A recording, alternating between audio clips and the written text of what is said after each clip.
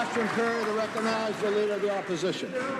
Mr. Speaker, this tired and out of touch and increasingly desperate government is failing to deliver the cost of living relief that Saskatchewan people need and deserve. We have 57% of people in this province struggling to pay the grocery bill. But it's no wonder when we see that under that Premier's watch, families are bringing home less while the cost of everything is rising. Why won't the Premier act and finally offer Saskatchewan people some relief and suspend the fuel tax? Recognize the Premier. Once again, on the floor of this Assembly, Mr. Speaker, I would say that in this most recent budget that was introduced, and I suspect is going to be passed in the days ahead, Mr. Speaker, we were able to preserve over $2 billion worth of affordability measures for Saskatchewan people and Saskatchewan families. It's in those affordability measures, Mr. Speaker, that we are able to say that Saskatchewan is one of the most affordable, if not the most affordable, place to live in the nation of Canada, Mr. Speaker. There is no doubt that we are facing affordability challenges across this nation. I would say largely put on the people of this nation by the federal coalition government and the introduction and the ever-increasing, annually increasing carbon tax, Mr. Speaker, that they have put on the backs of all Canadian families. It's pushing up the price of the fuel when families and mothers are going to the gas pumps to fill up their vehicles, to take their children to sports and to school. Mr. Speaker, it's put on the price of the groceries that we see each and every day when we go to the grocery store, Mr. Speaker, in whatever community across this nation we might have, Mr. Speaker. And it's a tax that has largely been supported not only by the federal NDP, but by their brothers and sisters here in Saskatchewan, the provincial arm of their party, Mr. Speaker, to the degree that there are members in the provincial NDP that have found their way to Ottawa, Mr. Speaker, to attend a Trudeau campaign school. These folks definitely are Trudeau's choice in the province of Saskatchewan, Mr. Speaker. They just may not be Saskatchewan people's choice. Recognize the Leader of the Opposition. Mr. Speaker, whether the Premier understands it or not, Saskatchewan people are struggling. And Saskatchewan people are struggling because this Premier keeps selling out Saskatchewan jobs. Mr. Speaker, the Sask Party's plan isn't for Saskatchewan jobs. No, it's literally a plan for jobs anywhere else but Saskatchewan. Now, Mr. Speaker, he doesn't have to take my word for it. Statistics Canada yesterday released new data that shows that after the last 12 months in this province, we've lost another 91 Saskatchewan businesses. That's 91 fewer businesses hiring local people and fewer businesses benefiting local communities. Mr. Speaker, why won't this Premier stop selling out Saskatchewan jobs and hire Saskatchewan? Recognize the Premier. Mr. Speaker, the most recent reports from Statistics Canada have Saskatchewan jobs up 10,500 over the course of the last year, Mr. Speaker. What that has precipitated, Mr. Speaker, is 30,000 more people living in Saskatchewan communities. People coming from all around the world, Mr. Speaker, making their home in a Saskatchewan community. Mr. Speaker, we have 225 individuals that have brought their families, Mr. Speaker, are working in a Saskatchewan Health Authority complex in a community across Saskatchewan, many of them and largely recruited from the Philippines, Mr. Speaker. We have people that are working in the potash industry, Mr. Speaker, due to another statistic from Statistics Canada. Saskatchewan last year was second in attracting private sector investment into our province, Mr. Speaker, into our communities, private sector investment that is employing many of those 10,500 people, Mr. Speaker, and Statistics Canada also says that we're set to lead the nation when it comes to private sector capital investment in the nation of Canada this year. Recognize the Leader of the Opposition. Saskatchewan people can't pay their bills, businesses are closing, but this Premier is clapping for himself, as are his minions, Mr. Speaker. Saskatchewan people, they don't care about spin. Increasingly desperate spin, Mr. Speaker. Saskatchewan people care about results, and the results are in. Over the last year, 8 businesses closed in Regina, 30 were lost in Saskatoon, Mr. Speaker, and 53 businesses were closed everywhere else in the province. That means that there are 91 fewer businesses than there were 12 months ago. Mr. Speaker, to the Premier, how is that growth that works for everyone? Just like to caution the Leader of the Opposition on her choice of words. Recognize the Minister of Crown Investments Corporation. Thank you, Mr. Speaker. Mr. Speaker, through our Crown corporations alone, we're going to spend $2.6 billion in this province in the upcoming year on capital. Mr. Speaker, we're going to extend fibre across this province, Mr. Speaker. Mr. Speaker, in fact, the budget of the Crown corporations in terms of capital under the last NDP government in the last year, Mr. Speaker, doesn't even equate what SaskTel is going to spend in capital in this province, Mr. Speaker. Right. And Mr. Speaker, when you look at the record, how many Saskatchewan jobs were created when $16 million were lost under the NDP on a Chicago-based fibre optics company? Zero. How many jobs were created in Saskatchewan when $9.4 million was lost on a Newfoundland cable company? Zero. Mr. Speaker, how many jobs were created in Saskatchewan when $25 million was lost on an Atlanta, Georgia-based .com company? Zero, Mr. Speaker. That's the record of the NDP. On the record on this side of the House, we're growing jobs. We're growing this economy, Mr. Speaker. Recognize the Leader of the Opposition. Mr. Speaker, not only do we have a Premier who's not standing up for Saskatchewan jobs, he won't even stand up and answer his own questions. Now, this is a Premier who is failing. He's failing when it comes to the cost of living, he's failing when it comes to jobs, and he's failing when it comes to our kids' classrooms. The Education Minister asked school board trustees to use their voice and speak up about the Sask Party's record on education. Well, Mr. Speaker, here's what Saskatoon Public had to say, and I quote, "This increase will not come close to addressing the significant increase in student need. There's not enough money in this budget to decrease average class size or adequately address the issue of classroom complexity." So, Mr. Speaker, why is the Premier choosing not to invest in our kids' classrooms? Recognize the Minister of Education. Thank you, Mr. Speaker. You know, Mr. Speaker, I'll remind the Leader of the Opposition that this budget saw the largest ever school operating funding increase in provincial history, Mr. Speaker.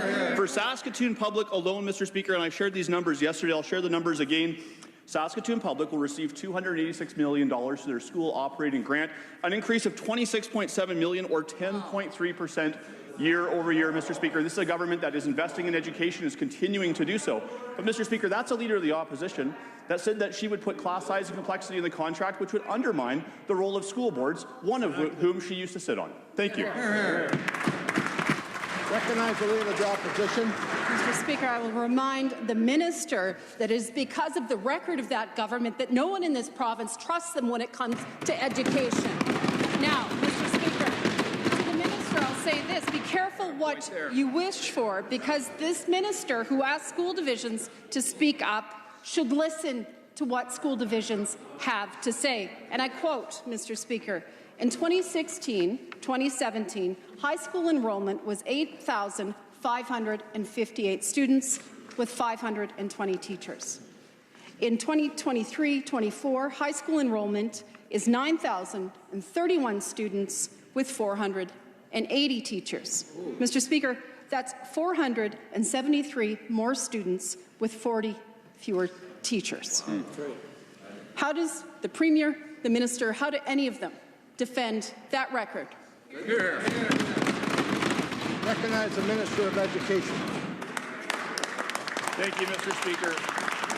You know, Mr. Speaker, to keep the discussion specific on Saskatoon Public, since 2018, Mr. Speaker, enrollment in Saskatoon Public has gone up 16%, but operating funding has gone up 24% since that time, Mr. Speaker. In this budget alone, as I said, Mr. Speaker, we're seeing a double-digit percentage increase to the funding to Saskatoon Public, not to mention 2 new joint-use schools for 4 new schools being built in Saskatoon in the future years, Mr. Speaker, to address the enrollment growth that we're seeing and really the challenges of growth that we see in our province, which we didn't see under the NDP.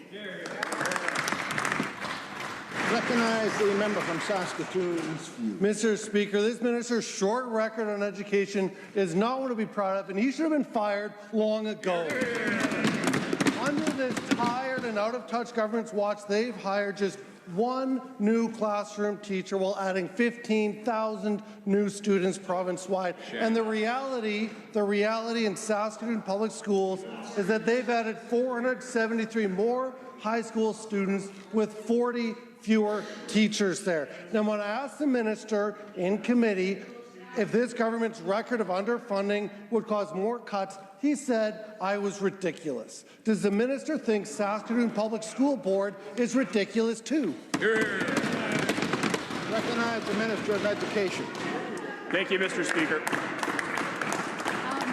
Mr. Speaker, I will remind the member opposite again, Saskatoon Public is going to see a 10.3% year-over-year funding increase, Mr. Speaker. With that funding, Mr. Speaker, they're going to be able to offer more supports for students, hire more EAs, more teachers, Mr. Speaker. We'll continue to work with Saskatoon Public and every school board in this province. Thank you.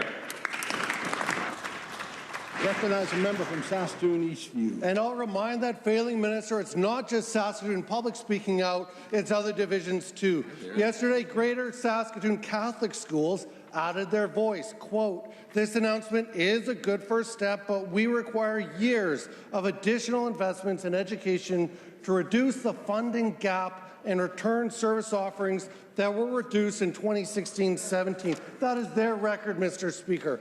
Both divisions in our largest city are speaking out about this tired and out-of-touch government's failure to properly support our kids and their classrooms. Does the minister honestly believe that he's got it right and both divisions in our province's largest city have it wrong? Recognize the Minister of Education. Thank you, Mr. Speaker. Mr. Speaker, I thank the member opposite for the question and bringing up Saskatoon Catholic, because while the funding increase year-over-year was 10.3% for Saskatoon Public, the year-over-year percentage increase for Saskatoon Catholic was 14%, Mr. Speaker. Again, since 2018, Mr. Speaker, enrollment has increased 21% in Greater Saskatoon Catholic schools, and the operating funding has gone up 32% in that same time frame, Mr. Speaker. Again, Mr. Speaker, this budget has the largest school operating funding increase that this province has ever seen. The member won't even stop to listen to my question, to listen to the answer to his question. Pardon me, Mr. Speaker. If he would, he'd hear about our record investments into education. Thank you. Recognize a member from Regina Elphinstone Centre. Or to summarize the minister's answer, what are they complaining about, Mr. Speaker? Mr. Speaker, they should be grateful, exactly. Mr. Speaker, earlier this morning, the leadership of Surecom held a press conference. That's the Saskatoon-based company that had the tire recycling contract before this government handed it to a company from Newport Beach, California. In the press conference, they raised a number of concerns about this government's oversight of tire recycling in this province. They claimed that they met with the Premier back in 2016 and were assured that there would be, quote, no changes to their ability to operate in Saskatchewan. Did the Premier make that promise? And if so, why did he break it? Good question. Recognize the Minister of Environment. Mr. Speaker, as I said a few times here in the past number of days, Tire Stewardship Saskatchewan is an industry-based organization that manages tire recycling in the province. They are awarded delegated responsibility.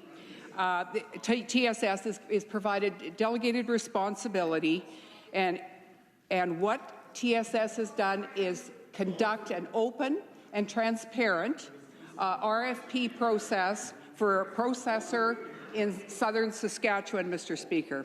The ministry's role is one of oversight to ensure that all commitments are fulfilled under the scrap tire recycling program, Mr. Speaker. The Premier indicated earlier that Surecom did not bid on the contract that we were speaking about in the South. He also thought there may have been only one bidder, not that there was only one bidder, Mr. Speaker. Recognize a member from Regina Elphinstone Centre. Mr. Speaker, the minister is not even in the stratosphere of my question. She is reading tired talking points that she's read out here day after day. So I'll ask the question again. The question was about and to the Premier, who Surecom says made assurances to them back in 2016. Did he make those promises? And if so, why did he break them? Recognize a Minister of Environment. Yeah, thank you, Mr. Speaker. The relationship between SureCom and TSS is between SureCom and TSS. The TSS operates independent of government in an industry-led board that addresses and ensures that the scrap tire recycling is conducted in the province of Saskatchewan. Mr. Speaker, that hasn't changed from 3 years ago to now, Mr. Speaker. It remains the same. Thank you. Recognize a member from Regina Elphinstone Centre. Mr. Speaker, the question was about 2016, a time period that TSS didn't even exist. Newsflash to the minister. It's no small thing to receive a promise from a minister and then have it broken. That's why they say, this is SureCom, and I quote, that they were stabbed in the back in our own backyard, end quote. Government contracts need to be open, they need to be transparent, and that's not what we have seen with this deal. Why did the Sask Party send out an RFP for this lucrative tire contract that excluded the Saskatoon-based company already doing the work? Hear, hear. Recognize the Minister of Environment. Mr. Speaker, the RFP for the Southern Processor was issued by TSS. Mr. Speaker, the government had no involvement at all in that particular process. That was done solely by TSS, Mr. Speaker. Thank you. Good answer. Recognize the member from Regina Elphinstone Centre. Mr. Speaker, they also raised concerns about value-add jobs being sent out of province. They say that the high-value, value-added processing that they used to do in Saskatoon isn't being done by the company from Newport Beach, California. They say that tires are now being shipped out of province without actually being fully processed here in Saskatchewan. Now their company has to order product from outside Saskatchewan. In their words, quote, none of this makes any sense. So to the minister, what is your response to that?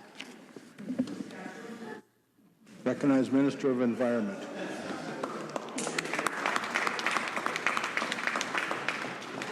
Mr. Speaker, the relationship between the tire processors in the province is between TSS and the related tire processors, Mr. Speaker. An RFP was issued for the Southern Processor by TSS.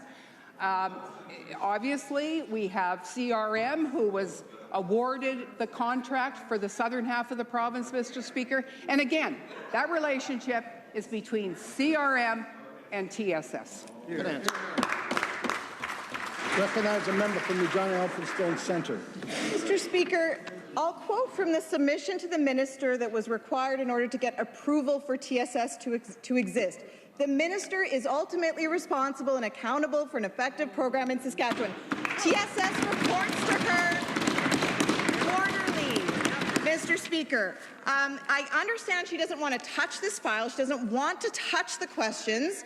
And I understand why. Who would want to be responsible for this tire fire of a deal? But she's the Minister of Environment. She's the one who's accountable. She's the one who's responsible. And she should be prepared to answer basic questions here in this Assembly. Yesterday, the CEO of the Saskatoon Chamber of Commerce wrote to her with a series of requests to improve transparency and get this back on track. Will she be taking them up on any of their ideas? Recognize the Minister of Environment. Thank you, Mr. Speaker. With respect to the oversight provided by the ministry, and I will repeat this each and every time she brings it up, the Ministry of Environment's role is one of oversight to ensure that all commitments, not the day-to-day operation of TSS, are fulfilled under scrap tire recycling program. With respect to the letter written by the Chamber of Commerce in Saskatoon, we will be responding to those in due course. Thank you, Mr. Speaker. Recognize the member from Regina Elphinstone Centre. Didn't touch the question, Mr. Speaker. I'll quote here from the TSS governance structure in their own annual report about the Minister of Environment. She sets the mandate in legislation. She sets the regulations. She approves the program, and she ensures compliance, Mr. Speaker. So, again, the Saskatoon Chamber asked the minister to release the reports that apparently justify this entire fiasco. So far, she has refused. But guess what? She's the one with the power to release these documents. That's what the Chamber is asking for, that's what we've asked for, and that's what the Saskatoon company that was already doing the work has asked for. Sunlight is the best disinfectant, Mr. Speaker. Why won't the minister release those reports today? Recognize the Minister of Environment. Mr. Speaker, the report the member opposite, or she, is referencing was shared with the ministry by TSS Legal Counsel. This report is not ours to share, Mr. Speaker. Any questions regarding the report are best answered by Tire Stewardship of Saskatchewan, Mr. Speaker. The proposed product stewardship program for scrap tire management 21-23. This report the member is referencing is publicly available on the TSS website, Mr. Speaker. Recognize a member from Regina Wallshakers. Thank you, Mr. Speaker. It sure must be tough being the least transparent government in Saskatchewan history. Now, that tired and out-of-touch government has a lot to answer for this tire deal, and they got a lot to answer about why vulnerable cancer patients are paying to receive treatment at Victoria Hospital. Mr. Speaker, yesterday the minister was quick to blame the SHA when he blamed them yesterday. But newsflash to the minister, another newsflash, he's responsible for the actions of the SHA. Now, he did commit yesterday to raising this cut with SHA leadership. So what does the minister have to say? Are vulnerable cancer patients paying for parking today so that they can receive treatment at Victoria Hospital? Yeah. Recognize the Minister of Health. Thank you, Mr. Speaker. Just to clarify for the member opposite, the SHA has a CEO, and they have a leadership structure, and they have a board, Mr. Speaker, and that's how the SHA operates. Mr. Speaker, the Government of Saskatchewan provides funding to the SHA to deliver services. Mr. Speaker, on this particular issue, as I said yesterday, this was a decision by the SHA. Mr. Speaker, further to that, parking services are managed by the Saskatchewan Health Authority. In Regina and Saskatoon, Mr. Speaker, parking has always been paid parking for cancer patients, Mr. Speaker. Prior to the formation of the SHA, under the old health region model, different regions, different facilities, different communities had different policies when it came to parking, and this was a decision made by the SHA to align those policies.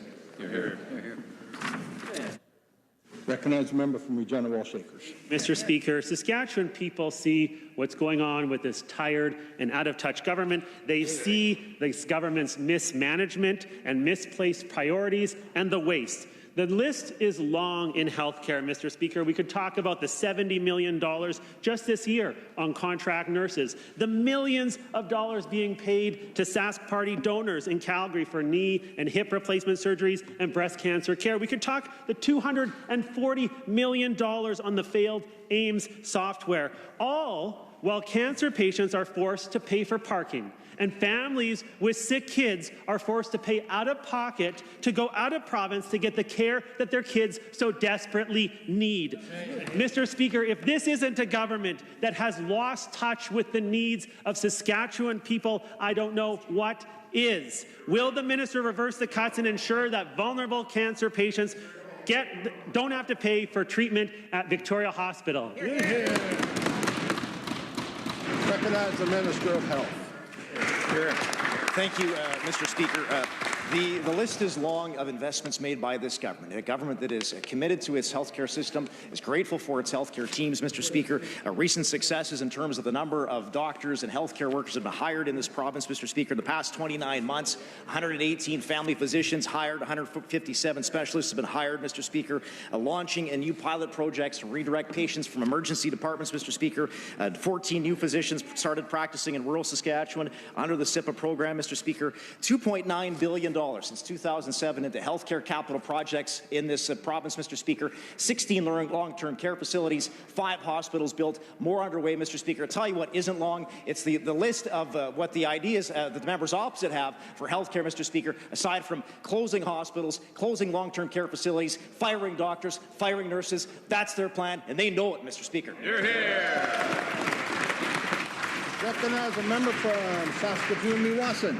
Thank you very much, Mr. Speaker. The addictions crisis is devastating families and our communities at alarming rates. Every month, the numbers released from the coroner's service are even more stark than the last, with news that Regina experienced an alarming number of 280 overdoses just in March alone. That's 100 more overdoses than were reported in the previous months of January and February. This crisis is not getting better. And a policy change that resulted in a 25% increase in overdose deaths in Alberta isn't going to save lives here. Mr. Speaker, when will the minister realize he made the wrong decision for Saskatchewan and change course to save lives? Hear, hear. Recognize the Minister of Mental Health and Addictions. Thank you, Mr. Speaker. As I've said many times, the focus of this government is on treatment and recovery, which is a stark contrast to the NDP government in British Columbia. The member opposite asks about recognizing the error of their ways. Well, let's look to British Columbia and the NDP government there, who are now backpedaling and scrambling, trying to undo the policies that this opposition would have us implement. I'm sorry, Mr. Speaker, we'll take no lessons from the members opposite. We'll continue to focus on treatment and recovery and help individuals who are battling addiction find a healthy, safe life in recovery. Thank you, Mr. Speaker.